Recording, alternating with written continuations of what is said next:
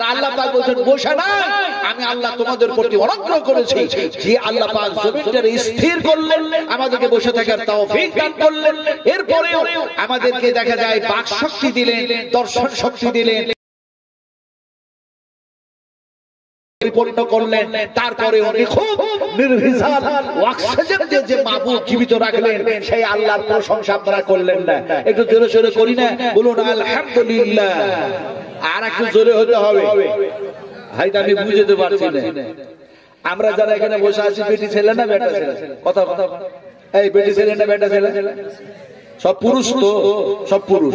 এখন আমরা মুসলিম এখানে বসে আছি, মুসলমান, আর অন্যদিকে বসে আছে মুসলিমা, মহিলা বসে আছে, মহিলা মেয়ে। এখন এই উভয় পক্ষের মধ্যে দেখা যায় মাগরিবের ফরজ নামাজের ওয়াক্ত হয়ে গেল। মেয়েরাও নামাজ শুরু করলো, পুরুষেরাও নামাজ শুরু করলো। এই পুরুষ যে ইমামতি করছে, আলহামদুলিল্লাহ জোরে পড়বে না আস্তে? মাগরিবের ফরজ নামাজে আসছে না জোরে? কথা আর একটু জোরে বলুন। আর ওই মেয়েগুলো দেখা যায় মাগরিবের ফরজ নামাজ শুরু করেছে, ওরা আস্তে আলহামদুলিল্লাহ পড়বে না জোরে? আপনারা কি বেটি ছেলে নাকি আস্তে আলহামদুলিল্লাহ বলছেন? একটু জোরে বলুন। মানুষত্ব এমনি করে পুরুষত্বতা বজায় রেখে একটু জোরে বলুন আলহামদুলিল্লাহ। তারপরে পরে আমাদের নবী, বিশ্ব নবী, রাহমাতুল্লাহ আলামিন জনাবে মুহাম্মদ রাসূলুল্লাহ সাল্লাল্লাহু আলাইহি সাল্লামের প্রতি অসংখ্য অগণিত দরুদ ও সালাম অবতীর্ণ হয়ে যায়। সকলে বলুন আল্লাহুম্মা আমিন। বন্ধুগণ, এতক্ষণ পর্যন্ত বিভিন্ন উলামায়ে কোরআন, বিভিন্ন মুকাররির, বিভিন্ন লেকচারার, বিভিন্ন প্রফেসর, বিভিন্ন বক্তাগণ তাদের বিবৃতি, আলোচ্য বিষয় যা ছিল তা আপনাদের সামনে পরিবেশন করেছেন, আপনাদেরকে শুনিয়েছেন। আমি নাজমে আলা কিছু বলতে পারি না। আল্লাহ সুবহানাহু ওয়া তাআলা কোরআন ও হাদিস থেকে আমাকে যতটুকু বলিয়ে নেবেন, শুধু বলবো না, বরং শোনার পর, বলার পর উত্তম আমল করার চেষ্টা করব ইনশাআল্লাহ। একটু জোরে বলুন ইনশাআল্লাহ। আবার আপনাদের সামনে আমি যে কোরআন থেকে আলোচনা করব, যে হাদিস থেকে আলোচনা করব, এই কোরআন আমরা শুনেছি না শুনি নাই? বলুন, এর পূর্বে শুনেছি না শুনি নাই? শুনেছেন না শুনেন? কোরআন শুনলেন, হাদিস শুনলেন, শোনার পরেও দেখা যায় আমাদের দেখা যায় এমনি করে পরিবর্তন আসলো না। না আসার কারণ অনেক কিছু আছে। কোরআন এবং হাদিস শোনার পরেও পরিবর্তন আসছে না, এর কারণ অনেক কিছু আছে। তার মধ্যে একটা কারণ হচ্ছে আমাদের ঈমান চলে গেছে মোবাইলের উপরে। কারণ এই যুগটা হচ্ছে যান্ত্রিক সভ্যতার যুগ, এটা হচ্ছে সায়েন্সের যুগ, এটা হচ্ছে বৈজ্ঞানিকের যুগ, এটা হচ্ছে কম্পিউটারের যুগ, এটা হচ্ছে মোবাইলের যুগ, এখন হচ্ছে ডিজিটালের যুগ। ফলে মানুষের ঈমান গেছে মোবাইলের উপরে। কি বলছে মানুষ? মানুষ বলছে মোবাইলে সব আছে, অনলাইনে সব পাওয়া যায়। বলছে না? বলছে না? একটা বুড়ো মানুষও বলছে, একটা বুড়িও বলছে, একটা ছোট্ট কচি বাচ্চাও বলছে, আর একটা যুবকও বলছে। সবাই বলছে কি যে মোবাইলে সব আছে, সমস্ত সবকিছু পাওয়া যায় অনলাইনের মাধ্যমে। मैं चैलेंज करता हूं, मैं चैलेंज करता हूं, আমি চ্যালেঞ্জ করতেছি সেই সমস্ত বৈজ্ঞানিকদেরকে যারা আমাদের ঈমান নষ্ট করার জন্য এই ভাষা শিখিয়েছে যে মোবাইলে সব আছে আর মোবাইলে সবকিছু পাওয়া যায়। যদি সবকিছু পাওয়া যায় অনলাইনের মাধ্যমে, তাহলে আমি নাজমে আলম দেখতে চাই আল্লাহ পাক কিয়ামতের মাঠে, হাসরের ময়দানে আমার ডান হাতে আমলনামা দিবেন না বাম হাতে আমলনামা দিবেন, আমি এক্ষুনি দেখতে চাই। এই অনলাইনে দেখাতে পারবে? কথা কোন দেখাতে পারবে? তাহলে বাদে কথাটা হলো মিথ্যা। মোবাইলে সব কিছু নাই, সব পাওয়া যায় না। সব পাওয়া যায় কোথায়?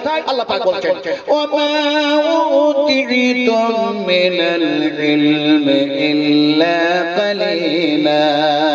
আল্লাহ পাক মানুষকে জ্ঞান দিলেন যত সামান্য, আর যত সামান্য জ্ঞান দেওয়ার পরে দেখা যায় এই করে তারা রকেট আবিষ্কার করলো, জাহাজ আবিষ্কার করলো, ট্রেন আবিষ্কার করলো, অগ্নি ক্ষেপণাস্ত্র আবিষ্কার করলো, মোবাইল আবিষ্কার করলো। আর এগুলি করার পরে, জ্ঞান পাওয়ার পরে তারা বললো এর মধ্যে সবকিছু আছে।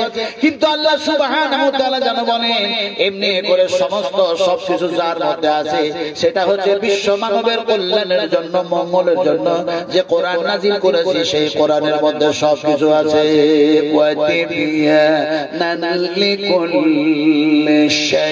আল্লাহ পাক বলছেন ওয়াতিবিয়ানান লিকুল্লি শাই, আমি আল্লাহ পাক এই কোরআনের মধ্যে সমস্ত সবকিছু ঢুকায়া দিয়েছি, তোমরা যা চাইবে সব খুঁজে পাবে। সুবহানাল্লাহ। তাহলে মানুষের কথা সত্য না ওই বৈজ্ঞানিকদের কথা সত্য? আপনারা বলুন কার কথা সত্য? একটু জোরে বলবেন না? আল্লাহর কথা সত্য না মানুষের কথা সত্য? কার কথা সত্য? আল্লাহ, জোরে বলুন। আল্লাহ বললেন বুঝে, বললেন না না বুঝে? আল্লাহ আল্লাহ আল্লাহ কি আল্লাহ? যদি বুঝলাম ভালো করে শোনো, ভালো করে বুঝুন, যে কথা বুঝে বলা হয়, যে কর্ম বুঝে করা হয়, সেই কর্মের মধ্যে সেই কথার মধ্যে ভুল হওয়ার সম্ভাবনা কম থাকে। আর যেটা না বুঝে বলা হয়, না বুঝে কর্ম করা হয়, সেই তার মধ্যে যেন ভুল হওয়ার সম্ভাবনা 100% থেকে যায়। আল্লাহ বললেন শুধু জানো আল্লাহ আল্লাহ আল্লাহ কি, আল্লাহ কেমন, আল্লাহর গুণ কেমন, আল্লাহ কোন গুণে গুণান্বিত, সবটাই বুঝলাম। কিন্তু এতটা যদি বুঝতাম, আল্লাহ যতবার বলবো এই শব্দটা আল্লাহ পাকের ভাষা, আল্লাহ পাকের যেন কথা, আল্লাহ পাকের যেন কালাম। নবীজি বলেছেন কোরআন তেলাওয়াত করে যা নেকি পাওয়া যায়, কোরআন শ্রবণ করার পরও ততটাই নেকি পাওয়া যায়। তারপরও তাদের রহমত যেন আল্লাহর পক্ষ থেকে বর্ষিত হয়ে থাকে। বলে আল্লাহ শব্দ যতবার যেন আমরা বলবো, ততবার যেন দেখা যায় কোরআন তেলাওয়াত করা সমতুল্য নেকি পাওয়া যাবে। সুবহানাল্লাহ বলে। আল্লাহ আল্লাহ এই শব্দ আল্লাহ পাকের ভাষা। যেমন কোরআনের বহু জায়গায় আল্লাহ শব্দ এসেছে, বহু জায়গায়, অনেক জায়গায় এসেছে। যেমন এক জায়গায় বলা হয় আল্লাহুল্লাযী খালাকাস সামাওয়াতি ওয়াল আরদা ওয়া মা বাইনাহুমা ফি সিত্তাতি আইয়ামিন সুম্মা ইসতাওয়া আলাল আরশ মা লাকুম মিন দুনিহি মিন ওয়ালিয়্যিন ওয়ালা শাফি'in আফালা তাতাযাক্কারুন। এই শব্দগুলো দিয়ে, এই ভাষাগুলো দিয়ে, এই আয়াতগুলো দিয়ে আপনাদেরকে বলতে চাইছি না যে এমনি করে আল্লাহর আরশ, তারপরে ইত্যাদি জমিন, এমনি করে যেন আসমান কিভাবে সৃষ্টি হলো সে কথা বলতে চাইছি না। আসলে বলতে চাইলাম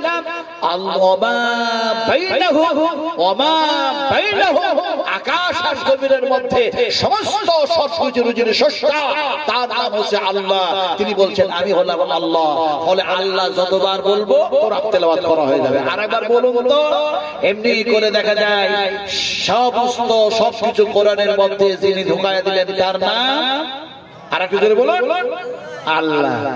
এখন আপনাদের বলি, এই কোরআনের মধ্যে দেখা যায় যত যা কিছু আছে, কোরআন যখন আপনি তেলাওয়াত করবেন, এই যে রমজান মাস আসছে, দেখবেন রমজান মাস আসলে মেয়েরা ছেলেরা ওরা যারা চূড়ান্ত ভাবে দেখা যায় কোরআন তেলাওয়াত করে, আর যারা কোরআন পড়তে জানে আর যারা জানে না তারা জানেই না।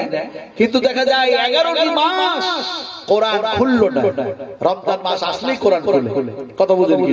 রোজার মাসে নাকি বেশি আছে বলে। কিন্তু কে বলেছে যে আপনি অন্য দিন অন্য মাসে কোরআন তেলাওয়াত করতে পারবেন না কিংবা আপনি করবেন না? রমজান মাস আসলেই কোরআন তেলাওয়াত করতে হবে, তাছাড়া আর করতে হবে না। এই আদত, এই গুণ, এই সমস্ত স্বভাব কোথায় পেয়েছেন আমি জানি না। কোরআন এখন খুললেন, খোলার সঙ্গে সঙ্গে সর্বপ্রথম যে ভাষাটা পাবেন সেই ভাষাটার নাম কি বলুন দেখি, বলতে পারেন কিনা? কোরআন খুলেছে, সর্বপ্রথম একটা শব্দ আসবে। কি শব্দ? শব্দটার নাম বলুন। বিসমিল্লাহির রহমানির রহিম। সবাই মিলে বলুন বিসমিল্লাহির রহমানির রহিম। বা দিয়ে শুরু হয়ে গেল, সুবহানাল্লাহি ওয়া বিহামদিহি সুবহানাল্লাহিল আযীম। বা দিয়ে শুরু হয়ে গেল। কোরআনের শেষ অংশে যখন পৌঁছালে তখন দেখা যায় মিনাল জিন্নাতি ওয়ান নাস। শিন দিয়ে যেন শেষ হয়ে গেল, বা আর শিনকে যুক্ত করলে শব্দ হয়ে যায় বাস। তার মানে হয়ে গেল যথেষ্ট, পরিপূর্ণ হয়ে গেল। বিশ্ব মানবের কল্যাণের জন্য এই 30 পারা কোরআন যথেষ্ট। সুবহানাল্লাহ বলে, আর জোরে বল সুবহানাল্লাহ। সুবহানাল্লাহ কি জিনিস বলেন? কি জিনিস? সুবহানাল্লাহ, সুবহানাল্লাহ। এটাই বুঝিত নাকি আল্লাহর পবিত্রতা? কি আল্লাহর পবিত্রতা? বিশ্ব নবীকে জিজ্ঞেস করা যায়, নবীজি সুবহানাল্লাহ কি জিনিস আপনি বলুন। আল্লাহর হাবিব বিশ্ব নবী মুহাম্মদ সাল্লাল্লাহু আলাইহি সাল্লাম যেন বলতেছে, তোমরা যখন এক আল্লাহর সামনে সিজদায় পড়ে যাও, সিজদায় যখন পড়ে গিয়েছো, বান্দা আর আল্লাহর মধ্যে কোনো পর্দা থাকে না, ডাইরেক্ট সম্পর্ক হয়ে যায়। নবীজি বললেন, আমি যখন আল্লাহর সঙ্গে কথা বলতেছিলাম, তখন আল্লাহ আর আমি মুহাম্মদ সাল্লাল্লাহু আলাইহি সাল্লামের মধ্যখানে 70,000 পর্দা কায়েম ছিল। 70,000 পর্দা কায়েম ছিল। আল্লাহর সাথে যখন কথাবার্তার আদান প্রদান হয়, কিন্তু আমার উম্মতেরা তোমরা যখন এক আল্লাহর সামনে সিজদায় পড়ে যাও, আল্লাহ আর বান্দার মধ্যে কোনো পর্দা থাকে না। নবীজি এই কথা বললেন। আল্লাহ পাক কি বলছেন শুনুন, ওয়াসজুদু ওয়াখতারিব। আল্লাহ পাক বলেন, বান্দা আমার সামনে সিজদায় পড়ে যাও, আর আমি এক আল্লাহর নিকটবর্তী থেকে নিকটবর্তী হয়ে যাও। এখন সিজদায় বললাম, বলছি কি সুবহানা রাব্বিয়াল আ'লা, সুবহানা রাব্বিয়াল আ'লা, সুবহানাকা আল্লাহুম্মা রাব্বানা ওয়া বিহামদিকা আল্লাহুম্মা গফিরলি। সুবহানাল্লাহ ইত্যাদি অনেক অনেক অনেক। এখন সিজদায় পড়ে গিয়েছি, কে বলছে সুবহানা রাব্বিয়াল আ'লা। আল্লাহ পাকের সামনে বলছি, আল্লাহ তুমি আমার মুনিব, আমি তোমার গোলাম, আমি তোমার সামনে সিজদায় পড়ে গিয়েছি। সমস্ত ত্রুটি থেকে, সমস্ত আইব থেকে, সমস্ত সবকিছু থেকে তুমি হলে পাক, তুমি হলে পবিত্র, আর আমি তোমার গোলাম, আমি হলাম গুনাহগার। ফলে তুমি আমাকে পাক করো, গুনাহ থেকে তুমি আমাকে পবিত্র করো। সুবহানাল্লাহ বলে আরো জোরে সুবহানাল্লাহ। আমার ভাইরা, সুবহানাল্লাহ না হয় এতটুকু বুঝালাম, কিন্তু দেখা যায় সুবহানাল্লাহ যতবার বলবে কোরআন তেলাওয়াত করা হয়েছে। যেহেতু কোরআনের মধ্যে সুবহানাল্লাহ শব্দ এসেছে, আল্লাহ পাকের এটা ভাষা। যেমন কোরআনে এক জায়গায় বলা হয় সুবহানাল্লাযী আসরা বি'আবদিহি লাইলাম মিনাল মাসজিদিল হারাম ইলাল মাসজিদিল আকসা। আল্লাহ হচ্ছে পাক, তিনি হচ্ছেন পবিত্র, তার পবিত্রতা বয়ান করতেছি, তার কালাম, তার যেন আমি সামনে তেলাওয়াত করতেছি সুবহানাল্লাহ। ফলে একদিকে যেন দেখা যায় নেকি অর্জন করলাম, অন্যদিকে তার পবিত্রতা বয়ান করলাম। বিশ্ব নবী মুহাম্মদ রাসূলুল্লাহ সাল্লাল্লাহু আলাইহি ওয়াসাল্লামের উপরে যে কোরআন নাযিল হলো, নবীজি বললেন আমার উপরে এই কোরআন নাযিল হয়েছে। এখন যে কোরআনের মধ্যে সবকিছু আছে, সেই কোরআন বলতে গিয়ে বিসমিল্লাহির রহমানির রহিম পেলেন। তারপরে কি পান? তারপরে পেয়ে গেলেন আপনি যেন বলছেন আলহামদুলিল্লাহি রাব্বিল আলামিন, আলহামদুলিল্লাহি রাব্বিল আলামিন। আচ্ছা, এই কথাগুলো সবচেয়ে ভালো কথা কার? আপনারা বলুন তো, সবচেয়ে ভালো কথা কার? দেখি বলতে পারেন? সবচেয়ে ভালো কথা কার? আল্লাহ এবং আল্লাহর রাসূলের সবচেয়ে ভালো কথা। আর খারাপ কথা কার? শয়তান। দেখেছেন? দেখি নাই, আমরা কেউ দেখি নাই। শয়তানকে যেমন দেখি নাই, ফেরেশতাও দেখি নাই। ফেরেশতা আছে না? আছে না? নাই বলি আল্লাহর কসম দিয়ে বলি, ওয়াল্লাহি আপনাদেরকে যে কথাগুলি আমি বলতেছি, আল্লাহ পাক আমাকে বলায় এনেছেন, শুধু আপনাদের শোনাই না, আমি যেন বলি না। আল্লাহ বলাচ্ছেন, আর আমার কাঁধে দুইটা ফেরেশতা যেন আছেন। আপনাদের ঘরে আছে না? নাই? দেখতে পাচ্ছেন? ভারী না হালকা বোঝা যাচ্ছে? কি এক আজীব কথা আল্লাহ পাক যেন বলছেন, ইযাতালাকাল মুতালাকিয়ান আনিল ইয়ামিন ওয়া আনিস শিমাল কাঈদ মা ইয়ালফিযু মিন কওলিন ইল্লা লাদাইহি রাকীবুন আতীদ। অত্যন্ত মেপে কথা বলো, হাবিজাবি কথা বলো না। কোথা থেকে ওয়াজ করেছিলে, মানুষের সামনে কি কথা বলেছিলে, কোন কথাগুলি বয়ান করেছিলে, সেগুলি আমার না আমার রাসূলের না তুমি নিজে বানায়া বলেছিলে? আল্লাহ পাক যদি জিজ্ঞেস করেন, সেই দিন সাংঘাতিক ভাবে জটিল থেকে কঠিন প্রশ্নের সম্মুখীন হতে হবে। এজন্য ওয়াইজিদেরকে বুঝে ওয়াজ করতে হবে, মেপে ওয়াজ করতে হবে। কথাটা বলতেছিলাম কি, কোরআন যেমন খুললেন বিসমিল্লাহির রহমানির রহিম কেন পেয়ে গেলেন, আমি তার তাফসীর করব না আজকে, যেহেতু রাত্রি অনেক বেশি হয়ে যাচ্ছে, যেহেতু বিসমিল্লাহির রহমানির রহিমের তাফসীর করব না।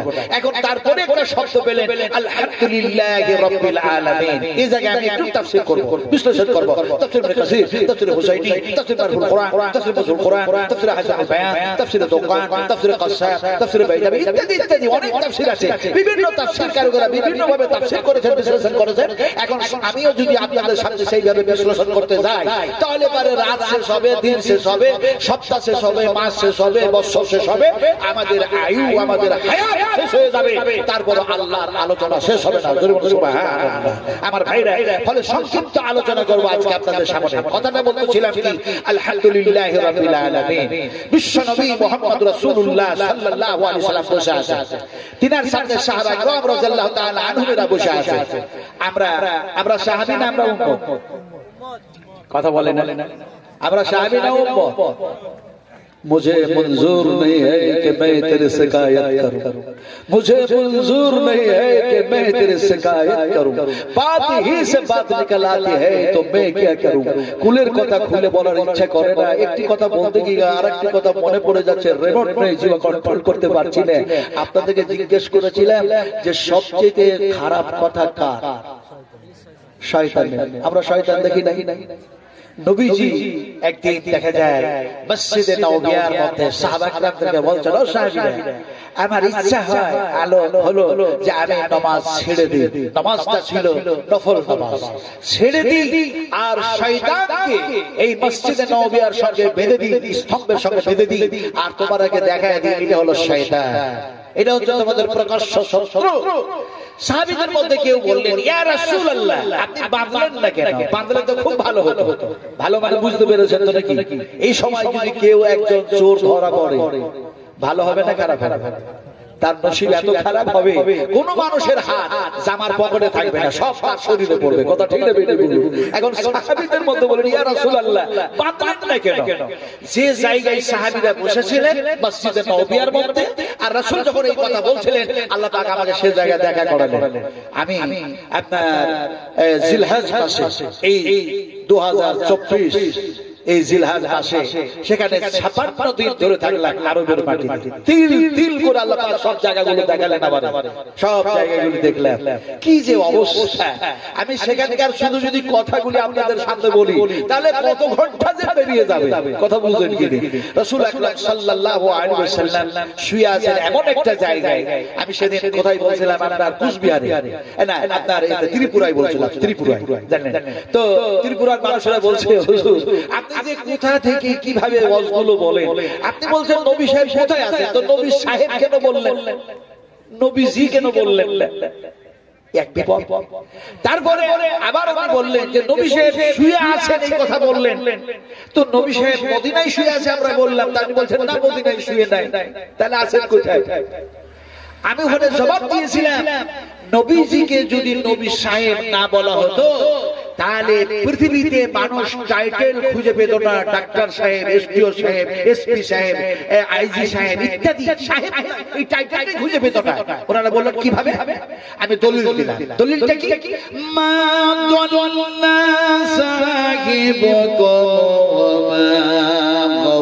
ওয়া মা ইয়ানতিকু আনিল হাওয়া। আল্লাহ পাক বললেন, তোমাদের কাছে এমন একজন সাহেবের রাসূলকে আমি প্রেরণ করলাম, তিনি যা ডিসিশন দেন, তিনি যা ফয়সালা দেন, আমি আল্লাহ ওই ফয়সালাই তাকে দিয়ে থাকি, আর তিনার ফয়সালা আমার ফয়সালায় আমি সেই ফয়সালায় সন্তুষ্ট হয়ে যাই।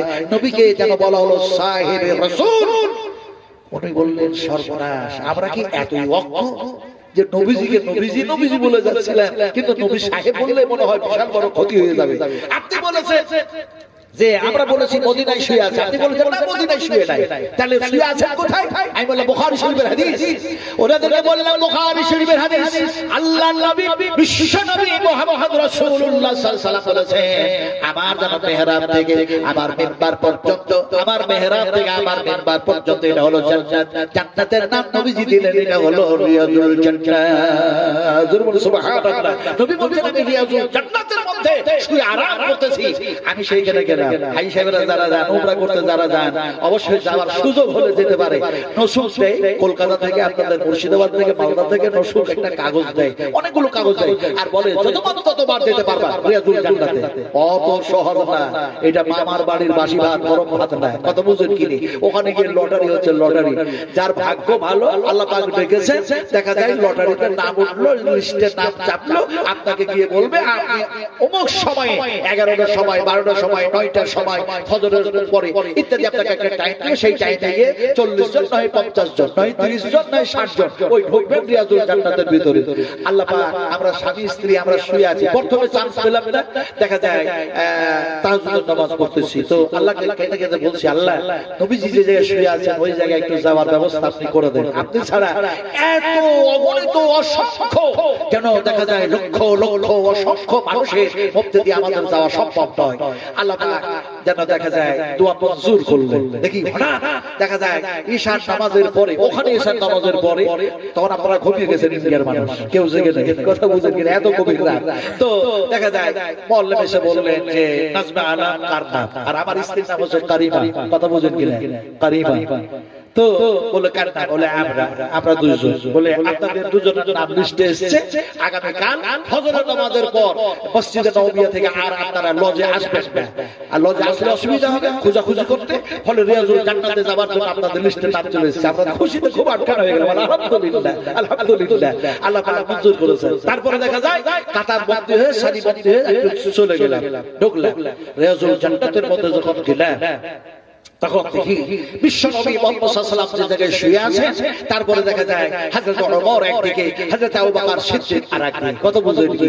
সালাত দিতে শুরু করলেন, আসসালামু আলাইকা ইয়া রাসূলুল্লাহি, আসসালামু আলাইকুম ওয়া রাহমাতুল্লাহি ওয়া বারাকাতুহু, ইয়া আবু বকর সিদ্দিক রাদিয়াল্লাহু তাআলা আনহু, আসসালামু আলাইকুম ওয়া রাহমাতুল্লাহি ওয়া বারাকাতুহু, ইয়া ওমর ফারুক রাদিয়াল্লাহু তাআলা আনহু। কিন্তু নবীজিকে প্রথমেই বললাম আসসালামু আলাইকা ইয়া রাসূলুল্লাহ। আপনারা নবীকে সালাম দেন না? দেন? কি যে মানুষ মনে মনে করে, এটা তো শুধু খালি বেরেলিরাই করে। এ নাজবালাম কোথাকার করবি, ও নাকি বেরেলি হয়ে গেছে, বলছে নবীকে সালাম দেন। আরে একজন মুমিন, একজন মুত্তাকি, একজন সালেহ, একজন সালেহী, একজন সালেহ, একজন মুমিন, একজন মুমিনা নবীকে সালাম না দিয়ে দিন রাত গত করতে পারে না। বলে কেমন করে? বলে আপনি তো নামাজ পড়ুন, চাই সুন্নাত পড়ুন, চাই নফল পড়ুন, চাই ফরজ নামাজ পড়ুন, তাসাহুদে বসে গেলেন আর গিয়ে বলছেন التحيات لله والصلوات والطيبات السلام عليك أيها النبي। अगर ये इबारत देखना है तो देख लीजिए, बुखारी शरीफ के अंदर मौजूद है। जो बोल सुभान अल्लाह, नबी ने सलाम दिलेन ना, এই নবীকে সালাম দেন না আপনারা, একটু জোরে বলুন হ্যাঁ ইয়া না। এতক্ষণে মানুষের মাথার মগজ খুলেছে, এই তো নবীর সালাম দিন, আবার আগে ঝগড়া করে। এসে কোথা থেকে যে কি কথা বলবো আপনাদেরকে, থাক থাক ডাক্তার জাকির নাগের কথা বলবোই না, পাকিস্তানে কি হলো কথা বুঝেন। আলহামদুলিল্লাহ আপনাদেরকে এই কথাটা বলি। এখন যারা নবীর সালাম দিলাম, সেখানে 2 রাকাত নামাজ পড়লাম প্রাণ ভরে, হাত উঠিয়ে আল্লাহর দরবারে দোয়া করলাম। আপনাদের সকলের জন্য দোয়া করেছি, অনেকগুলি দোয়া করেছি, তার মধ্যে 2টা দোয়া, একটা লম্বা দোয়া করলাম আর একটা ছোট্ট দোয়া। ছোট্ট দোয়াটা আপনাদেরকে শোনাই, লম্বাটা হয়তো অনেক সময় লেগে যাবে, সময় নষ্ট হচ্ছে এখানে। এখন দেখা যায় দোয়া করলাম, আল্লাহু মাগফির লানা ওয়া লিল মুমিনিনা ওয়াল মুমিনাত ওয়াল মুসলিমিনা ওয়াল মুসলিমাতিল আহিয়া মিনহুম ওয়াল আমওয়াত। আয় আল্লাহ, পৃথিবীর জমিনে যত মুমিন মুমিনা মুসলিমাকে জীবিত রেখেছো তুমি তাদের মাফ করে দাও, ক্ষমা করে দাও। আর যত মুমিন মুমিনা মুসলিমাদেরকে আলামে বারজাকে কবরের মধ্যে শুইয়ে রেখেছো তাদেরকেও তুমি ক্ষমা করে দাও। আমিন বললেন না আপনারা? একটু জোরে বলুন আল্লাহুম্মা আমিন। দোয়া কি দোয়া করেছি আমার ভাইরা। তারপরে লম্বা একটা দোয়া করেছিলাম, আল্লাহুম্মা ইগফির লানা ওয়া লিল মুমিনিনা ওয়াল মুমিনাত ওয়াল মুসলিমিনা ওয়াল মুসলিমাত আল্লাহুম্মা বাইনা কুলুবিহিম ওয়া যাতু বাইনিহিম ওয়ানসুরহুম আলা আদুবিকা ওয়া আলা আদুবিহিম আল্লাহুম্মা ইন্নাল কাফারাতাল্লাযীনা ইয়াসুদ্দুনা আন সাবিলিকা ওয়া yuqatiluna রাসূলাকা ওয়া yuqatiluna আওলিয়াক আল্লাহুম্মা খালিফ বাইনা কালিমাতিহিম ওয়া যালজিল আকদামাহুম ওয়া সাদ্দিদ সামাহুম ওয়া ফাররিক জামাহুম। দোয়া করতেই থাকুন, কথা বুঝেন কি?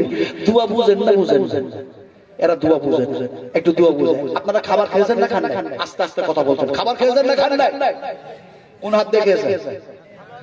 সত্য কথা বলো, সত্য কথা। এই হাত দেখেছেন না? এই হাত দিয়ে সত্য তো? আচ্ছা, এই হাত দিয়ে যদি খান, আল্লাহ পাক বলেন এই হাতটাকে তোমার প্যারালাইসিসে পরিণত করে দিলাম। এই হাত দিয়ে খাবেন না? এই হাত, এই হাত দিয়ে খাবেন। এই হাতটাকে প্যারালাইসিসে পরিণত করে দিলেন, এবার খাবেন কোন হাত দিয়ে? বলে স্ত্রী খাওয়াবে, খালা খাওয়াবে, মা খাওয়াবে, বাবা খাওয়াবে, চাচা খাওয়াবে, প্রতিবেশী খাওয়াবে, home minister, chief minister, prime minister, এরা সব খাওয়াবে। এখন গোটা পৃথিবীর মানুষগুলিকে, নর আর নারীকে আল্লাহ পাক পঙ্গ করে দিলেন, সকলকে প্যারালাইসিসে পরিণত করে দিলেন। এবার কোন হাত খাওয়াবে আপনাকে? বলে কে খাওয়াবে? এই এখন বললেন ডান হাতে খেয়েছে, বলুন কে খাওয়াবে? তো বললেন না কেন আল্লাহ খাইয়েছে? আল্লাহ পাক বলছেন শোনো, তোমাদের ওই ডান হাতে খাওয়াই নাই, তোমরা ডান হাতে খাও নাই, বাম হাতে খাও নাই, মা খাওয়াই নাই, বাবা খাওয়াই নাই, খালা খাওয়াই নাই, মা খাওয়াই নাই, কেউ খাওয়াই নাই। আল্লাহ পাক বলেন হুয়া ইউতঈমুনি ওয়া ইয়াসকিনু ওয়া ইযা মারিজতু ফাহুয়া ইয়াশফিন। আল্লাহ পাক যেন বলেছেন আমি তোমাদের পানি পান করায় দিই, তোমাদের খাবার খাইয়ে দিই, আমি আল্লাহ অসুখ দিই, আর আমি আল্লাহ অসুখ ভালো করি। এবার সত্য কথা বলতে হবে, ডান হাত খাইয়েছে না আল্লাহ খাইয়েছে? জরুর কে খাইয়েছে? খাওয়ার পরে দোয়া কি করেছে? এই জন্যই কথাটা আমি আনলাম। দোয়া কি করেছে? আন্দাজে আলহামদুলিল্লাহ, নামাজের ভিতরে আলহামদুলিল্লাহ, খাওয়ার পরে আলহামদুলিল্লাহ। বিশ্ব নবীজি বললেন আল্লাহ হলেন বিজোর, আর আল্লাহ বিজোরকে পছন্দ করেন। ফলে বিশ্ব নবী এই কথা মুখে শুধু বলেন নাই, আমলে পরিণত করেছেন। নবীজি খেজুর যখন খেতেন, খাবার যখন খেতেন, তখন দেখা যায় একটি রুটি খেতেন অথবা একটি যেন খেজুর খেতেন, প্রয়োজন থাকলে আর যদি বেশি থাকতো তাহলে তিনটি যেন খেতেন, তার মানে বিজোর খেতেন। নবীজি খাবার খেলেন, খাবার খাওয়ার পরে আল্লাহর হাবিব যে দোয়াটা করেছেন, সেই দোয়াটি ইমাম বুখারী রাহমাতুল্লাহ আলাইহি বুখারী শরীফের মধ্যে কোট করে দিয়েছেন। দোয়াটা ভালো করে শোনো। আমার নবীজি খাবার খেলেন, আর খাবার খাওয়ার পরে কি দোয়া যেন বললেন? আলহামদুলিল্লাহি হামদান কাসীরান তাইয়িবান মুবারাকান ফীহি গায়রা মাকফিয়্যান ওয়া লা মুওয়াদ্দিয়্যান ওয়া লা মুস্তাগনান আনহু রাব্বানা। এই দোয়াটা আপনাদের মুখস্থ আছে? সব কালকে মাদ্রাসায় ভর্তি হয়, সব ভর্তি হয়ে যায়। কুল হাল ইয়াস্তাবিল্লাযীনা ইয়ালামুনা ওয়াল্লাযীনা লা ইয়ালামুন। আল্লাহ পাক বলেন শিক্ষিত মানুষ আর অশিক্ষিত মানুষ কখনো সমান হয় না। আমার ভাইরা, আমি কথা আপনাদের সামনে বলতেছিলাম কি? বলতেছিলাম এটাই যে দেখা যায় বিশ্ব নবী মুহাম্মদ রাসূলুল্লাহ সাল্লাল্লাহু আলাইহি ওয়াসাল্লাম তিনি দেখা যায় যে জায়গায় বলছেন ও সাহাবীরা, আমার ইচ্ছা হলো যে এই শয়তানকে এই মসজিদে নববিয়ার যেন স্তম্ভে বেঁধে দিই আর তোমাদেরকে দেখায় দিই। সেই জায়গাটাও আল্লাহ পাক দেখালেন। এখন নবীজি যখন বললেন এই কথা, তো সাহাবীদের মধ্যে কেউ বলে ইয়া রাসূলুল্লাহ দেখান শয়তানকে বাঁধলেন না কেন? নবীজি বললেন কেন বাঁধলাম না? শোনো, তার কারণ হলো এইটা, শয়তান দিয়েছিল আমাকে নামাজের মধ্যে বিভ্রান্ত করবে, কিন্তু আল্লাহ পাক হেফাজত করেন নবীদের, আমার হেফাজত করেছেন, শয়তান যেন বিভ্রান্ত করতে পারে না। দেখা যায় সেই শয়তানকে বানার চেষ্টা করলাম, কিন্তু কেন বাঁধলাম না? তার কারণ হলো এইটাই, এমনি করে আমার পূর্বে অনেক নবী ছিলেন, তার নাম ছিল একজন যেন হযরত সুলাইমান আলাইহিস সালাতু সালাম। আল্লাহ পাকের কাছে দোয়া করেছিলেন, এই আল্লাহ আমাকে নবুয়ত দান করেছো, মুজিজা দিয়েছো, এমনি করে জিনগুলি করে দিয়েছো, পিপিলিকা, হাতি আর বাঘ ভাল্লুক যত আছে তার ভাষা বোঝার জ্ঞান আমাদের দান করেছো। এই নিয়ামত কাউরে দিও না। কিন্তু আল্লাহ সুবহানাহু ওয়া তাআলা तमाम নবীদের গুনাহগুণ গুণাবলী সমস্ত সবকিছু মুজিজা একত্রিত করে দিয়ে আল্লাহ পাক আমি মুহাম্মদ সাল্লাল্লাহু আলাইহি সাল্লামকে দান করে দিয়েছেন। ফলে যারা দেখা যায় আমি চাইলে বাইরে দিতে পারতাম, দেখাই দিতে পারতাম, কিন্তু হযরত সুলাইমান আলাইহিস সালামের মুনাজাতের দিকে লক্ষ্য করে দেখা যায় তারে যেন বাঁধলাম না, তার সম্মানার্থে যেন আমি বাঁধলাম না। সাহাবায়ে কেরাম রাদিয়াল্লাহু তাআলা আনহুদেরকে যেন নবীজি এমনি করে বুঝালেন। আপনাদের এবার যেন বুঝায় শয়তানের কথাটা কত খারাপ, শয়তানের কথা যে সবচেয়ে খারাপ, বুঝাবো কেমন করে? এক দেখা যায় আপনার অসুস্থ মানুষ, একটা অসুস্থ মানুষ দেখা যায় এক ডাক্তারের কাছে গিয়েছে। ডাক্তারকে গিয়ে বলল, স্যার আমি হেভি অসুস্থ মানুষ, আমি অনেক ডাক্তারকে দেখিয়েছি, ট্রিটমেন্ট করিয়েছি, আমার অসুখ ভালো হয় না, আপনি সবচেয়ে বড় ডাক্তার, ফলে যাতে করে আমার অসুখ ভালো হয় আপনি আমাকে ভালো করে ট্রিটমেন্ট করুন। এখন ডাক্তার কি করলো, আপনার প্রেশার মাপ করার জন্য যা করতে হয়, তারপরে দেখা যায় হাতটা ধরে দেখলো, তারপরে ইত্যাদি ইত্যাদি সব উপর দিক চেক করার পর আপনার কিছু ঔষধ লিখলো আর বললো, অমুক দিন অমুক তারিখে তুমি আবার এসো, কারণ তোমার ভিতরে, তোমার শরীরের ভিতরে যে পার্টস গুলো আছে ওগুলি কোন অবস্থা আছে বুঝতে পারা যায় না, তো একটু পেশাব আর একটু যেন দেখা যায় পায়খানা, একটু মল আর মূত্র নিয়ে এসো, মল আর মূত্র আনতে বললো। এখন পেশেন্টটা এই বলে শুনে যেন সে চলে যাচ্ছে, তো বাজার থেকে যাওয়ার সময় ডাক্তারের কাছ থেকে বাড়ি ব্যাক হওয়ার সময় একটা যেন মনের মধ্যে চিন্তা করলো, ডাক্তার বললো মল আর মূত্র আনতে, তো মূত্রটা নয় একটা যেন পটের মধ্যে একটা বোতলের মধ্যে ভরে নিয়ে আসবো, কিন্তু মল তো দুর্গন্ধ জিনিস, এটা আমি কিসে নিয়ে আসবো? তো বাড়ি যাওয়ার সময় বাজারের ভিতরে একটা ওই মিষ্টির যে মাটির ভাঁড় গুলো হয়, ওই মাটির ভাঁড় গুলো একটা কিনেছে, কিনে আমরা বাড়ির মধ্যে গেছে। এখন ওর স্ত্রী জিজ্ঞেস করছে যে ডাক্তার দেখানো হয়েছে? বলে হ্যাঁ হয়েছে। বলে অসুখ ধরেছে? বলে না অসুখ সব ধরা পড়ে না। বলে তো ওষুধ নিয়েছো? বলে হ্যাঁ ওষুধ নিয়েছি। বলে এই মাটির ভাঁড়টা খামাখা কেন কিনে আনলে?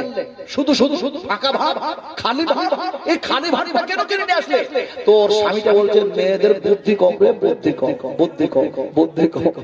মেয়েটা বলছে আমি হলাম ছেলের মা, তোমার অবর্তমানে তোমার সংসার পরিচালনা করি আর আমাদের বুদ্ধি কম।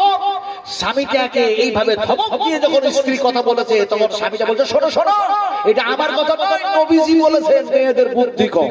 বলে কেন কেন নবীজি বললেন? আল্লাহর হাবিব বলছেন আয়েশা তোমাদের বুদ্ধি কম, মেয়েদের বুদ্ধি কম, মেয়েদের বুদ্ধি কম। বলে কেমনে বুদ্ধি কম? দেখা যায় তাদের বুদ্ধি কম হওয়ার কারণে দেখা যায় এমনি করে একজন যদি সাক্ষী দেয় বেটা ছেলে পুরুষেরা তাদের যেন সাক্ষী দেখা যায় একজন, কিন্তু মহিলারা কোন কিছুর ব্যাপারে যদি সাক্ষী দেয় যেন ডবল যেন লাগবে, তবে ইচ্ছামতল্য হবে, ফলে যেন মেয়েদের বুদ্ধি কমের জন্য ডবল যেন সাক্ষীর প্রয়োজন পড়ে যায়। তোমাদের বুদ্ধি কম। এখন মেয়েটা বলছে নবীজি যখন বলেছেন এই কথা তখন তো আমাদেরকে মেনে নিতেই হবে, তো তাড়াতাড়ি করে স্বামীকে খাবার দিয়েছে, এই নাও এই নাও এই নাও, অসুস্থ মানুষ তো খাবার দিয়েছে। এখন এই খাবার খেতে খেতে খেতে খেতে ওই যে যাওয়ার তারিখ হয়েছে, সকালবেলায় যাবে, তাই ভোর বেলাতে টয়লেটে গিয়েছে। পেশেন্টটা টয়লেটে গিয়ে মনে মনে বলছে ডাক্তার তো বললো মল আর মূত্র আনতে, কিন্তু পরিমাণটা তো বলে দেয় নাই, একটু নিয়ে আসবে না বেশি নিয়ে আসবে। এখন একটু একটু করে যদি আমি নিয়ে যাই আর ডাক্তার যদি বলে আর একটু লাগবে, আমি পাবো কোথায়? কত ঝামেলায় পড়ার দরকার নাই। ও করলো নাকি যতটা পেশাব হয়েছে একটা বোতলে সম্পূর্ণ ভরেছে, আর যতটা পায়খানা হয়েছে ওই নতুন মাটির ভাঁড়টাতে সম্পূর্ণ ভরেছে। ভরার পরে ওই মাটির ভাঁড়ের মুখে দেখা যায় একটা নতুন পেপার সাঁটায়া দিয়েছে, ওই মাটির ভাঁড়ের গলায় একটা সুতুলি দড়ি মেরে দিয়েছে। এখন কম্পাউন্ডারের কাছে নাম লেখাবে বলে সকালবেলায় এক হাতে মূত্র পেশাবের মানে বোতলটা আর এক হাতে ময়লার ওই ভাতটা, দুইটা জিনিসকে হাতে করে নিয়ে যাচ্ছে। নিয়ে যেতে গিয়ে পাড়া প্রতিবেশীর মানুষেরা মনে মনে ভাবছে এই লোকটা মনে হয় কোনো আত্মীয়র বাড়ি যাবে, কুটুম বাড়ি যাবে, এটা প্রতিবেশীর যেন ধারণা। আর এদিকে যখন কম্পাউন্ডারের সামনাসামনি হয়েছে, কম্পাউন্ডার মনে মনে ভাবছে এই পেশেন্টটা তো সেই দিন এই ডাক্তারের কাছে এসেছিল, মনে হয় ডাক্তারের ট্রিটমেন্টে আর ওষুধে মনে হয় ভালো হয়েছে, তাই ডাক্তারের জন্য মনে হয় মিষ্টি উপহার নিয়ে আসছে। এটা হচ্ছে কম্পাউন্ডারের ধারণা।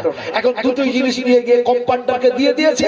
কম্পাউন্ডার এখন দেখা যায় ওটা পানির বোতল ভেবে মানে মূত্রর বোতলটাকে দেখা যায় নিচে রেখে দিয়েছে, আর মিষ্টির ভার ভেবে পায়খানার ভারটা ডাক্তারের চেম্বারের টেবিলের উপরে রেখেছে।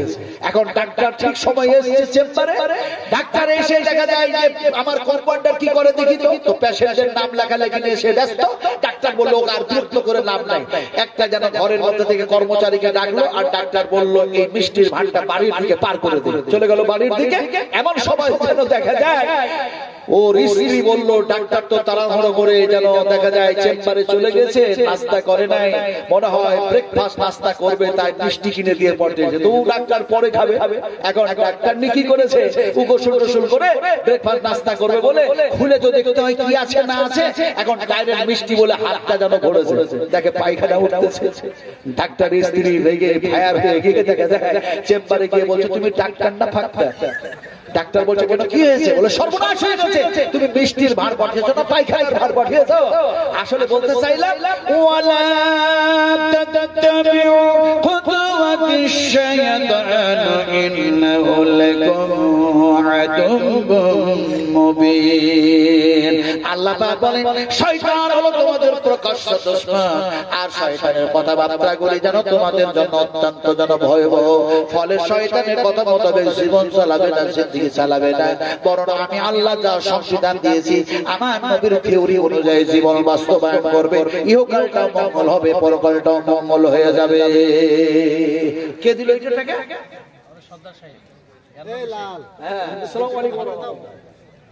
সর্দার মানুষ বসে আছে।